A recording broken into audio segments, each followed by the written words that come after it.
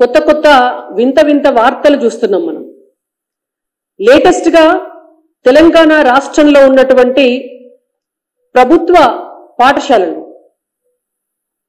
పాఠశాలలకు పాఠ్య పుస్తకాలు పంపించేటటువంటి క్రమంలో అధికారంలో ఉన్నటువంటి కాంగ్రెస్ పార్టీ పాఠ్య పుస్తకాల ముందు మాటలు ముఖ్యమంత్రి పేరు దగ్గర పాత ముఖ్యమంత్రి కేసీఆర్ గారి పేరు, విద్యాశాఖ మంత్రి పేరు దగ్గర సబితా ఇంద్రారెడ్డి గారి పేరు పెట్టి ముందు మాట ఉన్నటువంటి పుస్తకాలను అట్లనే ప్రచురించి అట్లనే స్కూళ్ళలకు కూడా పంపించిన తర్వాత అక్కడ ఉన్నటువంటి ఉపాధ్యాయులు విద్యార్థులు చూసిన తర్వాత తప్ప ఈ వార్త వెలుగులోకి రాలేదు.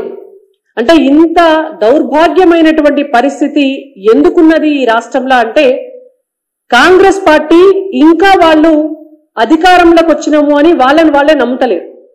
ఇంకా ముఖ్యమంత్రి కేసీఆర్ గారే, ఇంకా విద్యాశాఖ మంత్రి సబితా ఇంద్రారెడ్డి గారే అనుకొని ఉండాలి. లేకుంటే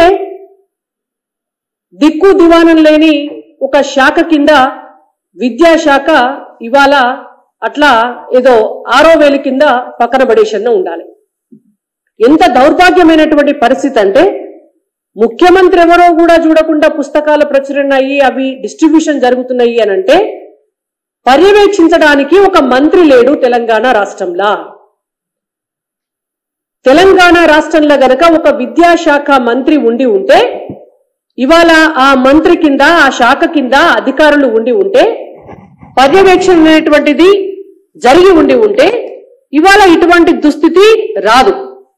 అందుకే ఇవాళ భారతీయ జనతా పార్టీ తరపున మేము తెలంగాణ ప్రజల పక్షాన, తెలంగాణలో చదువుకుంటున్నటువంటి పేద విద్యార్థుల పక్షాన, విద్యార్థుల తల్లిదండ్రుల పక్షాన కాంగ్రెస్ పార్టీని ప్రభుత్వాన్ని డిమాండ్ చేస్తున్నాం. తెలంగాణ రాష్ట్రానికి విద్యాశాఖ మంత్రి కావాలి. బడిబాట మొదలైంది, బడికి మంత్రి లేడు. తెలంగాణ రాష్ట్రంలో కాంగ్రెస్ ప్రభుత్వం రాగానే మద్యానికి మంత్రి ఉన్నాడు తప్ప విద్యకు మంత్రి లేడు. ఇది సిగ్గుపడాల్సినటువంటి అంశం.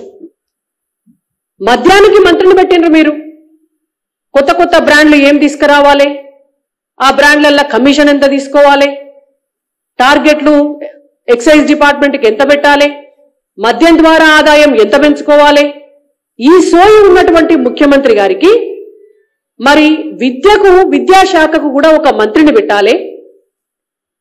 పేద పిల్లలకు చదువు చెప్పేటటువంటి శాఖ ఇవాళ రాష్ట్ర అభివృద్ధి జరగాలి అంటే చదువు కావాలి పిల్లలకు అనేటువంటి సోయి ఎందుకు లేదు అని మేము ఇవాళ డిమాండ్ చేస్తున్నాం. ఎంత దారుణమైనటువంటి పరిస్థితి అంటే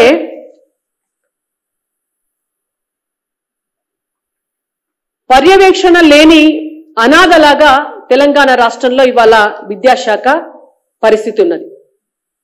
విద్యాశాఖ మంత్రి పోస్టు ఖాళీ.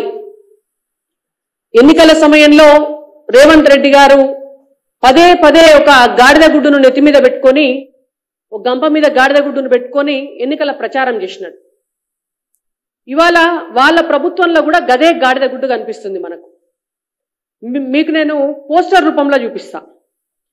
తెలంగాణ రాష్ట్రానికి విద్యాశాఖ మంత్రిని ఇచ్చిందా కాంగ్రెస్ ప్రభుత్వం అంటే గాడిద గుడ్డు ఇచ్చింది. తెలంగాణ రాష్ట్రానికి విద్యాశాఖ మంత్రి లేడు. ఆ విద్యాశాఖ పరిధిలో తెలంగాణ రాష్ట్రంలో ఉన్నటువంటి దాదాపుగా స్కూల్ ఎడ్యుకేషన్లో మీకు నేను నెంబర్ కూడా చెప్తాను. స్కూల్ ఎడ్యుకేషన్ డిపార్ట్మెంట్ కింద 26,067 స్కూల్స్ ఉన్నాయి తెలంగాణ రాష్ట్రంలో. ఈ 26,000 స్కూల్స్ ని జిల్లా పరిషత్, మండల పరిషత్ కింద డివైడ్ చేస్తే మనకు పర్యవేక్షణ చేయడానికి అసలు ఈ స్కూళ్ళల్లో పిల్లలకు పాఠాలు చెప్తున్నారా చెప్తలేరా, ఉపాధ్యాయులు వెళ్తున్నారా వెళ్తలేరా అని చూడడానికి జిల్లాలకు వారీగా డిఈఓలను పెడతారు.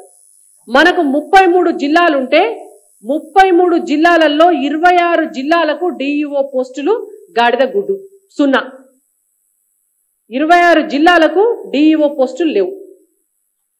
ఇవాళ వాళ్ళ తర్వాత డిప్యూటీ ఎడ్యుకేషన్ ఆఫీసర్స్ ఉంటారు. వాళ్ళు 62 మంది ఉండాలి తెలంగాణ రాష్ట్రంలో. 62 మందికి 58 మంది ఖాళీ, ఇంకొక 4 పోస్టులలో ఉంటే ఆ 4ని కూడా వేరే శాఖలల్లో వేరే పనులకు బదిలీ చేసినారు.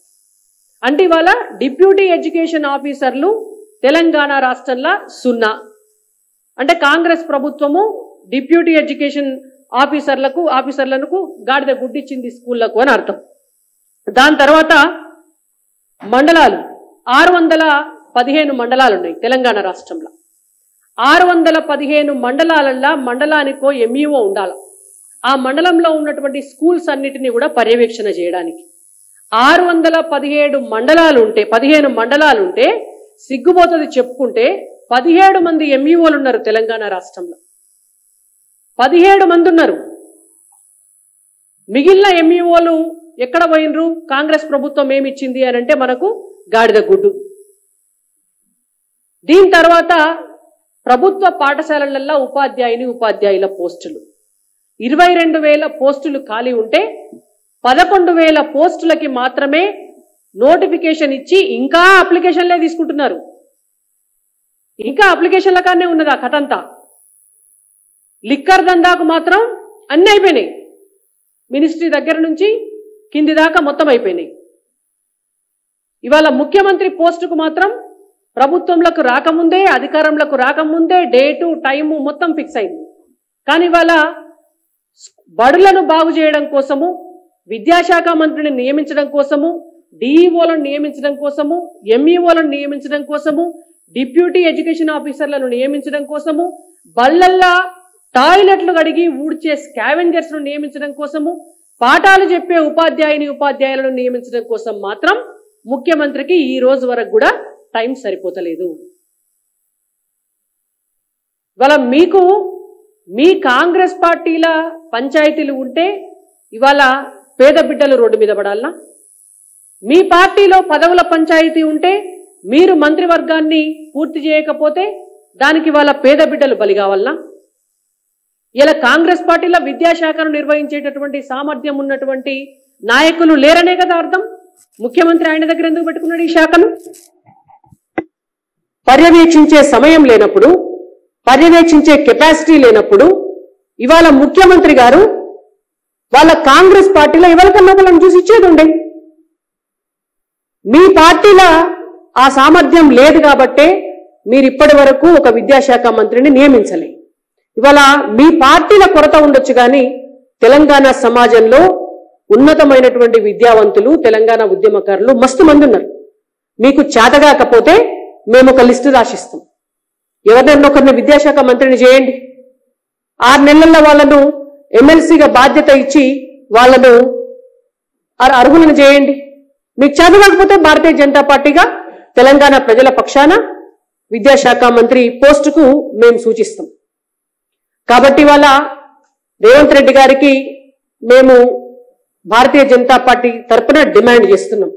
ఎమ్మడే తెలంగాణ రాష్ట్రానికి విద్యాశాఖ మంత్రిని వేయడంతో పాటు నేను ఇందాక చెప్పినటువంటి లిస్ట్ అంతా కూడా ఖాళీగా ఉన్నటువంటి డిఈఓలు, ఖాళీగా ఉన్నటువంటి ఎంఈఓలు, ఖాళీగా ఉన్నటువంటి డిప్యూటీ ఎడ్యుకేషన్ ఆఫీసర్లు, ఖాళీగా ఉన్నటువంటి టీచర్లు, ఖాళీగా ఉన్నటువంటి స్కావెంజర్లు, మూతబడ్డ బళ్లను రీఓపెన్ చేయించండి. ఇవాళ కేంద్రం నుంచి వస్తున్నటువంటి డబ్బునంతా కూడా సర్వశిక్ష అభియాన్ కింద వస్తున్నటువంటి డబ్బునంతా కూడా తెలంగాణ రాష్ట్రంలో వాడండి. విద్యా రంగాన్ని ఉన్నతమైనదిగా తీర్చిదిద్దేటటువంటి ఒక ప్రణాళికను సిద్ధం చేయాలి.